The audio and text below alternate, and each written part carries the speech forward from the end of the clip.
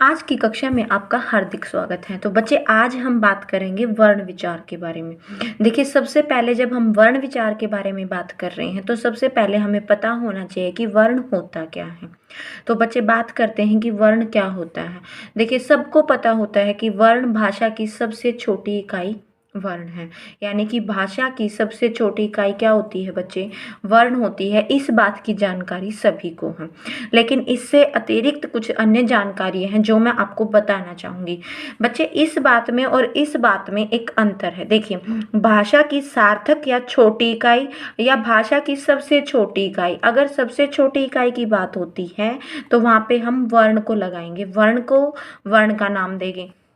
लेकिन अगर भाषा की सार्थक इकाई के बारे में बात होती है, भाषा की छोटी इकाई के बारे में बात होती है, तो हम किसको टिक लगाएंगे? वाक्य का निशान लगाएंगे, क्योंकि भाषा की सार्थक और छोटी इकाई क्या होती है बच्चे? वाक्य होती है। जिस प्रकार भाषा की छोटी इकाई वाक्य होती है, उसी प्रकार वाक्य की छोटी इकाई क्या होती है? उपवाक्य, जिन्हें हम क्या कहते हैं? क्लॉज कहते हैं। क्या कहते हैं इन इंग्लिश में? क्लोज। अब एक उपवाक्य किससे बनता है? उपवाक्य की छोटी इकाई पदबंध है। उसी प्रकार पदबंध की छोटी इकाई पद और शब्द। पद क्या होता है और शब्द क्या होता है, पदबंध क्या होता है, इनके बारे में आगे वर्णन करेंगे। शब्द की छोटी इकाई अक्षर। अक्षर क्या होता है बेटा? अक्षर वो ध्वनि समूह होता है जिनको बोला जाता है। पहले ध्वनियाँ होती हैं और अक्षर की छोटी इकाई वर्ण या ध्वनि कहलाती है। क्या कहलाती है? वर्ण या ध्वनि।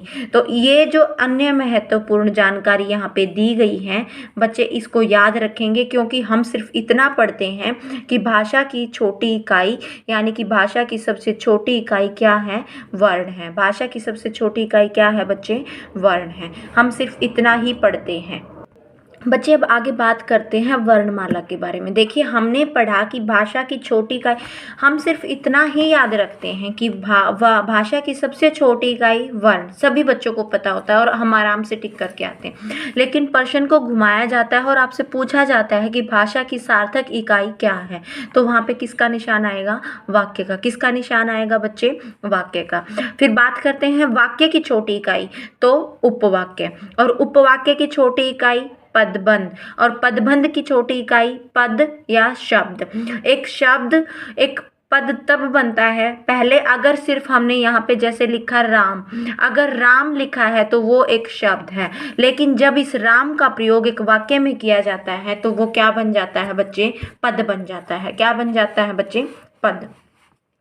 इसी प्रकार शब्द की छोटी इकाई क्या रही हमारी? शब्द की छोटी इकाई आ गई बेटा अक्षर, और अक्षर की छोटी इकाई क्या होगी हमारी? वर्ण या ध्वनि, जिसको हम क्या बोलते हैं बच्चे? साउंड बोलते हैं ध्वनि को। और वर्ण क्या होता है हमारा? लेटर होता है।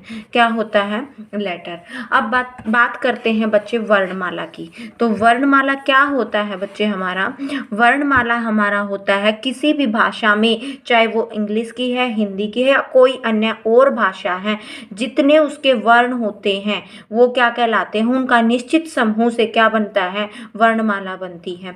बात करें माला क्या होती है, सब बच्चों को पता है कि मोतियों की माला होती है। तो यहाँ पे वर्ण लिखा हुआ है तो ये किसकी माला होगी? वर्णों की माला होगी। क्या होगी बच्चे? ये वर्णों की माला होगी। अर्थात क्या कहेंगे? वर्णों के क्रमबद्ध समूह को वर्णमाला कहते हैं। किसको वर्णमाला कहते हैं बच्चे? वर्णों के क्रमबद्ध, यानी कि वर्णों का जब क्रम, देखिए बच्चे, पहली कक्षा में बात की थी क्रम के बारे में। क्रम क्या होता है? क्रम, ये वाला क्रम अगर करते हैं तो ये संख्या होती है, और अगर हम इस क्रम की बात करते हैं तो ये हमारा काम के लिए प्रयोग किया जाता है।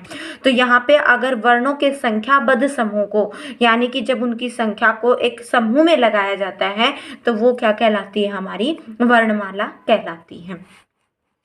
आगे बात करते हैं बच्चे अब, यानी कि देखिए, अब भाषा की इन ध्वनियों को उच्चारण की दृष्टि से दो भागों में बांटा गया। जो हमारी ध्वनि थी, हमारी साउंड थी, उसको किस प्रकार बांट दिया? उनकी साउंड के अकॉर्डिंग, उनकी ध्वनि के प्रकार पर उनको कितने भागों में बांट दिया बच्चे? दो भागों में बांट दिया। कौन सा? स्वर और व्यंजन। सभी को पता होता है नॉर्मल स्वर क्या होते हैं, व्यंजन क्या होते हैं। एक बात करते हैं बच्चे लिपि चिन्ह के बारे में। किसके बारे में, लिपि चिन्ह। अब लिपि चिन्ह क्या होते हैं? लिपि चिन्ह हमारे बच्चे वो चिन्ह होते हैं जो किसी भी भाषा का जो लिखने का ढंग होता है और जो हम उसके लिए बनावटी अक्षरों का या किसी भी बनावट का प्रयोग करते हैं, वो क्या कहलाती है बच्चे? हमारी लिपि कहलाती है, उसके चिन्ह कहलाते हैं। अब देखिए, वर्ण जो है आपका वो ध्वनि का लिखित रूप है। वर्ण क्या है बच्चे? ध्वनि का लिखित रूप है। और आपकी ध्वनि क्या है? वर्ण का मौखिक रूप है। अगर हम बोलते हैं तो वो ध्वनि है, और अगर लिखा जाता है उसी ध्वनि को तो वो क्या बन जाते हैं बच्चे? वर्ण बन जाते हैं। यहाँ तक आपको मेरे ख्याल से कोई दिक्कत नहीं होगी। आगे चलते हैं। वर्णमाला की परिभाषा। देखिए बच्चे, हमें पता होता है कि वर्णों के क्रमबद्ध समूह को क्या कहा जाता है? वर्णमाला कहा जाता है। लेकिन लिपि के चिन्ह के क्रमबद्ध समूह को भी क्या कहते हैं बच्चे? वर्णमाला कहते हैं। ध्वनि के क्रमबद्ध समूह को भी क्या कहते हैं? वर्णमाला। अब ये बताइए कि ध्वनि जो होती है वो किसका रूप होती है? वर्ण का। लिपि के चिन्ह जो लिखे जाते हैं उसमें क्या लिखा जाता है? हमारे वर्ण ही लिखे जाते हैं। तो ये बात थी हमारी वर्णमाला की परिभाषा की। आगे बात करते हैं। अब हम वर्णमाला को उठाते हैं। हमारी वर्णमाला हमें क्या सिखाती है? तो बच्चे देखिए, वर्णमाला क्या होती है? वर्णमाला, जब एक वर्णमाला की बात करें तो देखिए उसमें हमने बताया कि ध्वनियों के आकार पर, ध्वनियों के आधार पर उसको कितने भागों में बांटा? 2 भागों में। कौन सा? स्वर और व्यंजन। कौन से प्रकार में बांट दिया बच्चे? स्वर और व्यंजन में बांट दिया। स्वर कौन से हैं? ए, आ, ई, उ, री, ए, आई, ओ, औ, अंग, ए। बच्चे जो यहाँ तक के हमारे स्वर होते हैं, हम इनकी काउंटिंग करते हैं कि स्वर हमारे कितने होते हैं बच्चे? 11 होते हैं। लेकिन जब शुरुआत में बच्चों को सिखाया जाता है तो स्वरों की मात्रा कितनी सिखाई जाती है? यहाँ तक कि 13 मात्रा सिखाई जाती है। ये जो 2 होते हैं बच्चे, ये क्या होते हैं? हमारे अयोगवाह होते हैं। क्या होते हैं बच्चे? ये हमारे अयोगवाह होते हैं। इनको क्या कहा जाता है? अयोगवाह।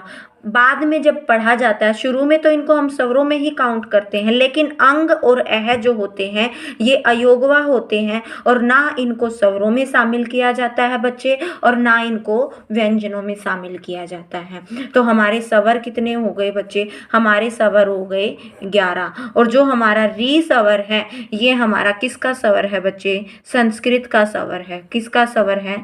संस्कृत का स्वर है। ठीक है, तो री को अगर उच्चारण की दृष्टि से देखेंगे तो हमारे 10 ही स्वर बचते हैं। सीधी सी भाषा में स्वर कितने होते हैं बच्चे? 11 होते हैं। उच्चारण की दृष्टि से स्वर कितने होते हैं बच्चे? 10 होते हैं। री हमारा संस्कृत का स्वर होता है, उसको हिंदी में नहीं गिना जाता अगर उच्चारण करें तो। ठीक है, अब बात करते हैं व्यंजन की। देखिए बच्चे, व्यंजन में हमारे 5 वर्ग होते हैं। कौन से वर्ग होते हैं? कै वर्ग, चै वर्ग, टै वर्ग, तै वर्ग और पै। क, च, ट, तै, प। ये हमारे 5 वर्ग होते हैं। और इन 5 वर्गों में कितने व्यंजन होते हैं? 25 व्यंजन होते हैं टोटल। एक वर्ग में 5 वर्ण, 5 वर्ग हैं, तो 5 वर्ग और 5 हमारे एक वर्ग के 5 व्यंजन है। टोटल को अगर कुल काउंट करते हैं तो कितने हो जाएंगे बच्चे? ये हो जाएंगे 25।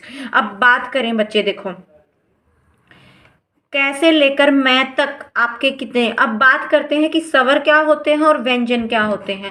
ये हमने पढ़ तो लिया कि ये स्वर है और ये हमारे व्यंजन है, लेकिन बच्चे देखिए स्वर क्या होते हैं। इनको बोलने के लिए मूल ध्वनियां होती हैं ये स्वर, और इनको बोलने के लिए किसी भी अन्य वर्ण की सहायता नहीं होती। ये अपने आप में पूर्ण होते हैं। अब बात करें व्यंजन की, तो व्यंजन क्या होते हैं बच्चे? जब ये पूरा लिखा होता है, इसके नीचे कोई हलंत नहीं होता है, तो ये कौन सा रूप है व्यंजन का?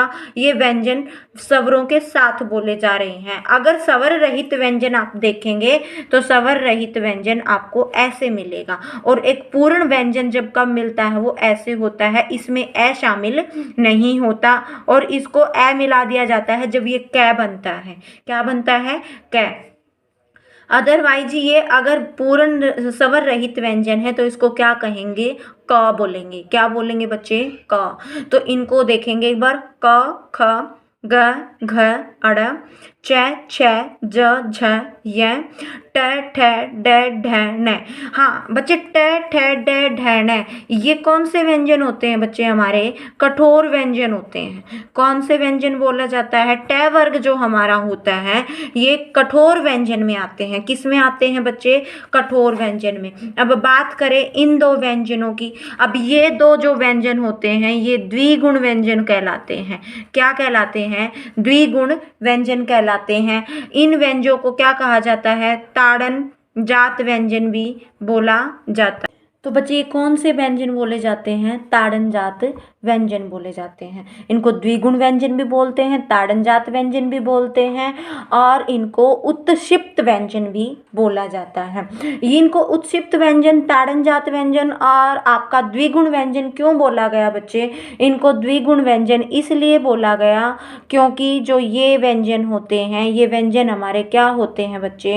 ये व्यंजन हमारे दो गुणों में परिवर्तित होते हैं। दो दो जगह पर अलग अलग प्रयोग हो जाता है। तो ये हमारे रहेंगे कैसे लेकर मैं तक, कैसे लेकर मैं तक बच्चे हमारे रहेंगे स्पर्श व्यंजन। कौन से व्यंजन रहेंगे बच्चे? स्पर्श व्यंजन।